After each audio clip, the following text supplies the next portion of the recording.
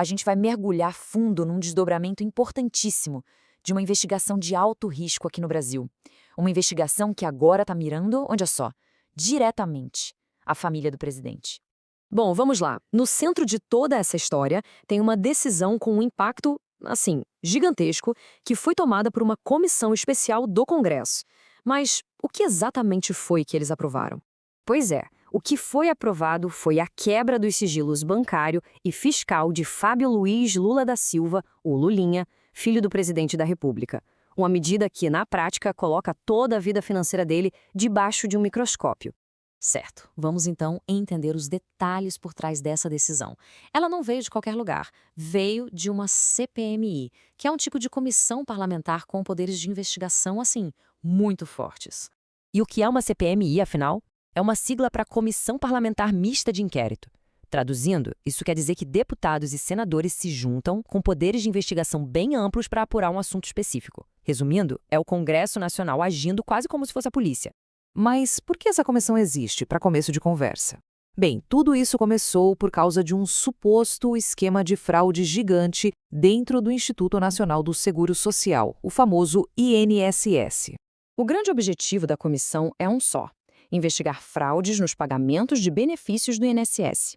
E essa história toda nasceu de uma investigação da Polícia Federal, a Operação Sem Desconto. Foi ela que descobriu um esquema onde o dinheiro simplesmente sumia da conta de aposentados e pensionistas. Imagina só.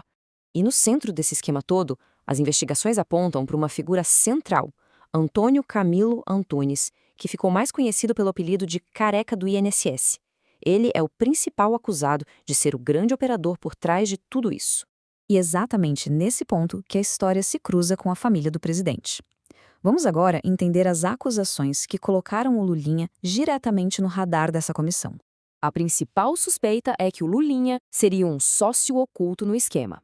Mas o que isso quer dizer? Bom, a acusação sugere que ele recebia dinheiro dessa fraude, mas sem aparecer em nenhum documento oficial, sem deixar rastros, mantendo o nome dele totalmente limpo e distante da operação.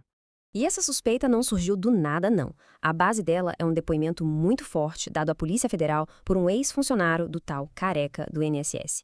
Ele afirmou com todas as letras que o Lulinha recebia uma mesada de R$300 mil. R$300 mil. É esse valor mensal que está no epicentro de toda essa história e que levou diretamente ao pedido de quebra de sigilo. E não é só o depoimento, viu? Os investigadores parecem ter mais peças nesse quebra-cabeça. Além do que essa testemunha falou, existem mensagens de texto que mencionam a necessidade de pagar R$300 mil para o filho do rapaz. Agora, um ponto bem interessante aqui, Lulinha não é o único membro da família presidencial que está na mira dessa investigação. O irmão do presidente Lula, o Frei Chico, também está sendo observado. Mas nesse caso, por um motivo diferente. Ele é presidente do Sindinap, um sindicato de aposentados, e o que chama a atenção é um salto assim gigantesco nos repasses de dinheiro do INSS para lá. E este gráfico aqui mostra bem o tamanho desse salto. Um aumento de 564% nos repasses do INSS para o sindicato do Frei Chico em só 4 anos. É um número que, claro, acendeu todos os alarmes na comissão. Ok, agora vamos para os bastidores políticos da coisa. Afinal, como é que a oposição conseguiu aprovar isso, mesmo sendo minoria na comissão? E aqui que está o pulo do gato político. O governo tinha, sim, a maioria na comissão, mas acabou cometendo um erro de estratégia. Propôs uma votação em bloco, sabe? Para votar tudo de uma vez. A ideia era acelerar as coisas, só que o tiro saiu pela culatra. A oposição foi mais rápida, incluiu seus pedidos no meio desse pacote e conseguiu aprovar tudo, inclusive a quebra de sigilo do Lulinha. E não foi pouca coisa, não. Foram 87 requerimentos aprovados de uma só vez. Uma manobra que a gente pode chamar de manobra de mestre da oposição, que pegou a base do governo completamente de surpresa. Certo, o sigilo foi quebrado. O ponto crucial agora é: e daí? O que acontece a partir de agora?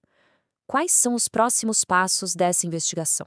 Quebra de sigilo, na prática, quer dizer que a comissão vai receber um dossiê completíssimo da vida financeira do Lulinha. Extratos de banco, transações, declarações de imposto de renda, tudo aquilo que era privado agora vai ser vasculhado pelos investigadores da CPMI.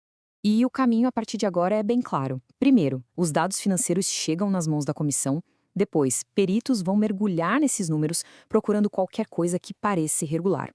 O foco principal, obviamente, vai se encontrar o rastro daqueles R$300 mil mensais. E no final, tudo isso vai virar um relatório que pode selar o destino da investigação. E tudo isso nos leva à grande questão que fica no ar.